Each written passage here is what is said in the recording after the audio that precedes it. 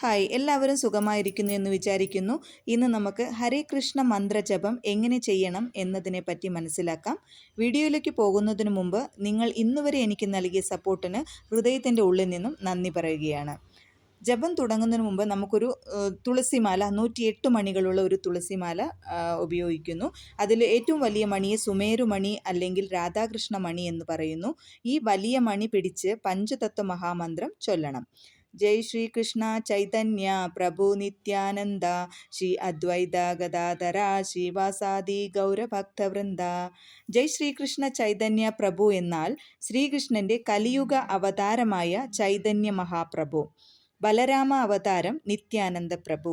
ശ്രീ അദ്വൈത എന്നാൽ ശിവന്റെയും കൃഷ്ണന്റെയും സംവലിത അവതാര അദ്വൈതാചാര്യർ. രാധാറാണി അവതാരം ഗദാധര പണ്ഡിത്. പിന്നെ നാരദമുനി അവതാരം ശ്രീനിവാസ പണ്ഡിത്.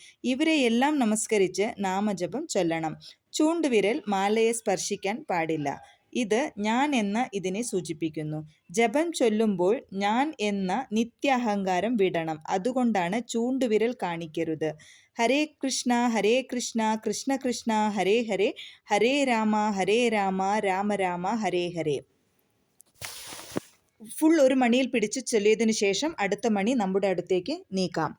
നിങ്ങൾക്ക് 2-3 മാല ചെയ്യണമെന്നുണ്ടെങ്കിൽ അത് യു-ടേൺ എടുത്ത് പഞ്ചതത്വ മഹാമന്ത്രം ചൊല്ലി ജപം തുടരാം. ദിവസവും എത്ര മാല വേണമെങ്കിലും ജപിക്കാം. ആരംഭത്തിൽ ഒരു മാലയിൽ സ്റ്റാർട്ട് ചെയ്യുക. പിന്നെ 4 മാല, 8 മാല, 12 മാല അങ്ങനെ ചൊല്ലാം. തുളസിമാല പരിശുദ്ധമാണ്, അതുകൊണ്ട് താഴെ ഇടാൻ പാടില്ല. അതിനുവേണ്ടി ജപമാല വയ്ക്കാൻ ഒരു ബാഗ് കൂടിയുണ്ട്. ഇങ്ങനെയാണ് ജപിക്കേണ്ടത്. Thank you so much. നിങ്ങൾ ആദ്യമായിട്ടാണ് ഈ വീഡിയോ കാണുന്നതെങ്കിൽ ലൈക്ക് ചെയ്യാനും ഷെയർ ചെയ്യാനും മറക്കരുത്.